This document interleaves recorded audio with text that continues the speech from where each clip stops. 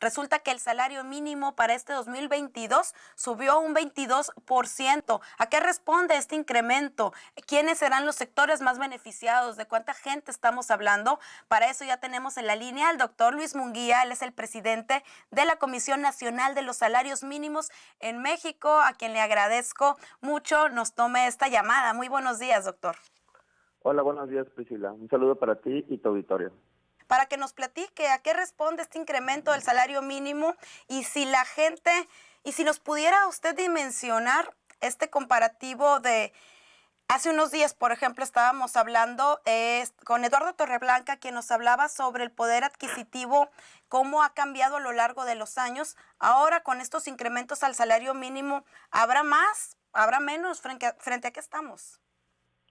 Sí, el incremento del salario mínimo responde principalmente a un proyecto que se tiene por parte del gobierno federal de que el salario mínimo recupere todo el poder adquisitivo que perdió durante años y que esto a su vez dignifique el trabajo, ya que tendríamos salarios mucho más altos para los trabajadores en general y sobre todo para aquellos que ganan el salario mínimo, que son los trabajadores que tienen un ingreso mucho más bajo, ¿no? Sobre el tema que estás preguntando de cuánto ha cambiado el poder adquisitivo, pues sí se ha cambiado bastante, se ha beneficiado mucho en este sexenio, ¿no? O por lo menos en estos 3 años que se llevan de gobierno. Estamos hablando que desde que inició el sexenio se ha incrementado el salario mínimo en términos reales, es decir, por arriba de la inflación, en 41.3%. Es decir, los trabajadores que menos ganan en el país han tenido un incremento sustantivo en sus ingresos, que pues esto se ha traducido también en mayor consumo, mayor dinamismo, ¿no?, en estos sectores de la economía que son los que más se han beneficiado. ¿Cuánto va a ser el salario mínimo a partir del 1 de enero? El salario mínimo a partir del 1 de enero pasa a nivel nacional de 141 pesos con 70 centavos a 172 pesos con 87 centavos, es decir, casi 173 pesos, ¿no? Esto se traduce en términos mensuales, ¿no? Porque normalmente en diario pues es más difícil de calcular, son 5.255 pesos. Este incremento es de los más altos que se ha dado en la historia de los incrementos del salario mínimo. De este sexenio es el más alto. Históricamente hacía más que desde 1984 que no se incrementaba en esta magnitud. Y en los 80 sí se incrementó, digamos, en 22%, pero hay que recordar que en esos años la inflación fue más alta todavía que el incremento del salario mínimo. Entonces, en términos reales, es uno de los incrementos más altos que hemos visto. ¿Para cuántos kilos de tortilla alcanzaría el nuevo salario mínimo, doctor? Esa es una muy buena pregunta que usualmente también le hacen al presidente, porque es uno de los temas que a él le importa muchísimo, ¿no? Y sí, el salario mínimo se ha adquirido tiene un mayor poder adquisitivo que antes. Esto, cuando iniciamos el sexenio, el salario mínimo alcanzaba para 6.4 kilos de tortilla, y con este último incremento ya alcanza para 10 kilos de tortilla. Estoy hablando a nivel nacional, evidentemente cambia, ¿no? En algunas ciudades los precios de las tortillas son más altos, en otros son más bajos, pero en promedio en todo el país alcanzan para 10 kilos de tortillas. ¿Cuáles serían los riesgos potenciales de este incremento tal al salario mínimo, doctor?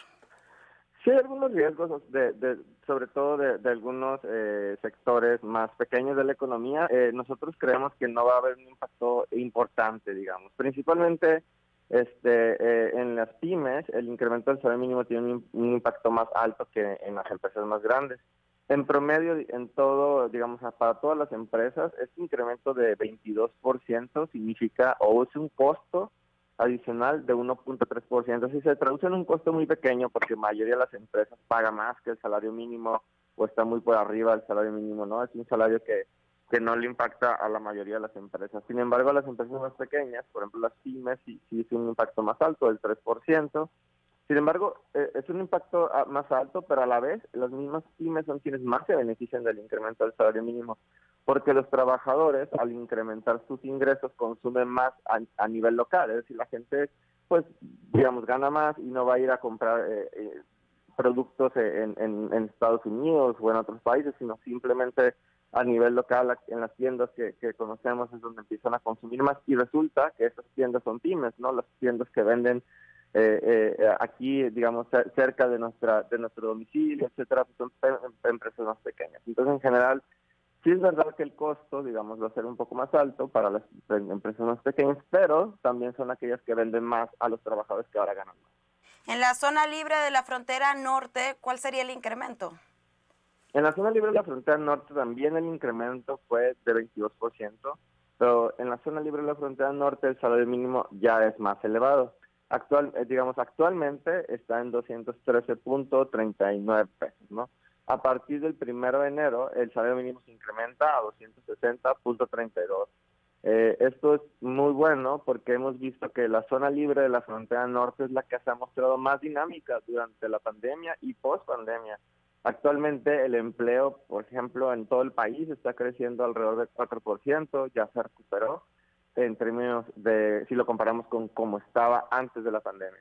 Pero en la zona libre de la frontera norte está creciendo al 12%, es decir, sí ha habido un mayor impacto y esto se debe principalmente, bueno, hay más factores, ¿no? También que Estados Unidos demanda muchos productos de la zona libre, pero principalmente sí se ha debido al ingreso más alto de los trabajadores, que hacen que la economía sea más dinámica.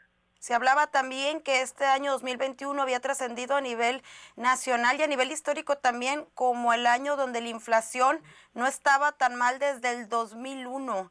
Este Uh-huh. incremento al salario mínimo, ¿qué repercusiones tendría? Fíjate que sí es un tema que ha salido mucho y nosotros lo estamos viendo un poco al revés. El salario mínimo tenía que subir al menos la inflación o más para poder recuperar todo este poder adquisitivo que se perdió durante el año, que en efecto probablemente la inflación este año va a cerrar como en 7.3%, 7.5%. Y en realidad el salario mínimo tiene que avanzar más para que además de que el salario mínimo suba, porque esto no solamente atañe a los que dan salario mínimo, los demás salarios también se empujan hacia arriba, hay un incremento generalizado y así se recupere un poco, ¿no?, del poder adquisitivo o de los productos que no se pueden alcanzar. Ahora, el impacto que ha tenido la inflación en el salario mínimo ha sido muy, muy bajo, ¿no? Estudios del Banco de México, por ejemplo, muestran que no hubo ningún impacto en los precios, el incremento del salario mínimo. Y otros, digamos, Banco de México tiene varios y otros estudios también dentro del Banco de México que son los que dicen, bueno, sí ha habido inflación, ¿no? A mí me argumentaban hace poco, me decían en Twitter, sí ha habido inflación, mira que el impacto, y ya me puse a revisar el trabajo, pero pues consideramos que es muy bajo, ¿no? El incremento de 100% del salario mínimo en la zona libre de la frontera norte provocó una inflación de 0.2%, menos de un punto porcentual. Entonces, creemos que el impacto del salario mínimo no es preocupante, no creemos que vaya a tener efecto en los precios, pero sí hay que preocuparnos por cadenas de suministro, por cómo poco a poco nos recuperamos de la pandemia y otros países que son quienes nos exportan a nosotros, pues empiezan a producir más pronto para que cubra la demanda, que es lo que está provocando la inflación.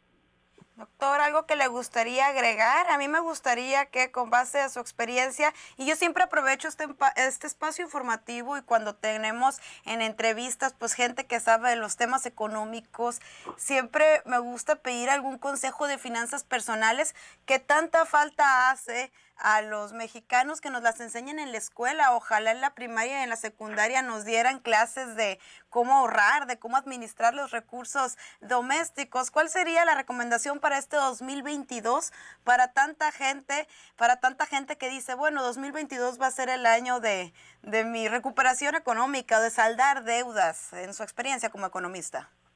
Sí, es un tema que tienes razón, no se aborda mucho en las escuelas y que muchas personas sí necesitamos, ¿no? A veces como tener una guía de cómo tratar nuestras finanzas personales. En general, creo que cuando es posible ahorrar, o sea, es decir, no es tan fácil ahorrar en México. Recordemos que el salario, a pesar de que se ha incrementado pues bastante, más del 10%, sigue siendo bajo, ¿no? Comparado con otros países del mundo.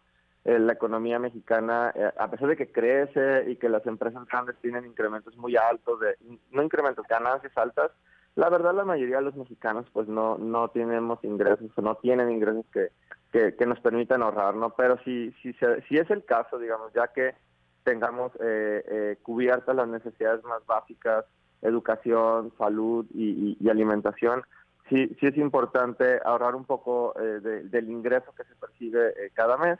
Y con esto, en momentos como el que acabamos de pasar, pues donde estamos en medio de crisis, donde podemos quedarnos un tiempo sin trabajo o recibiendo la mitad del ingreso que estábamos recibiendo, podemos utilizar estos ahorros para ayudarnos a pasar, digamos, por ese tipo de crisis, ¿no?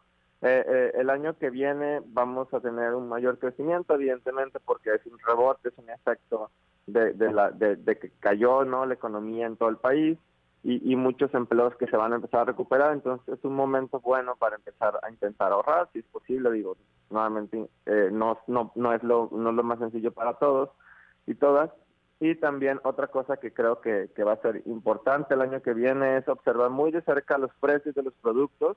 Y muchas veces la inflación, por ejemplo, va a ser es de 7%, pero hay productos que están creciendo más, ¿no? El tomate está creciendo más, por ejemplo, que la inflación.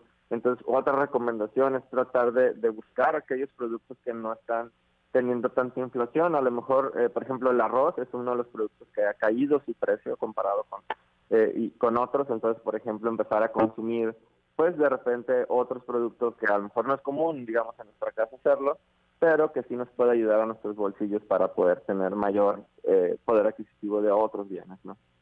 Pues ahí está la recomendación, doctor Luis Munguía, presidente de la Comisión Nacional de los Salarios Mínimos en México. Agradezco su participación esta mañana en Proyecto Puente. Muchas gracias, igual a ti y a todo tu auditorio. Hasta luego. Gracias, hasta luego. Son 8 de la mañana con 21 minutos. Vámonos a un corte.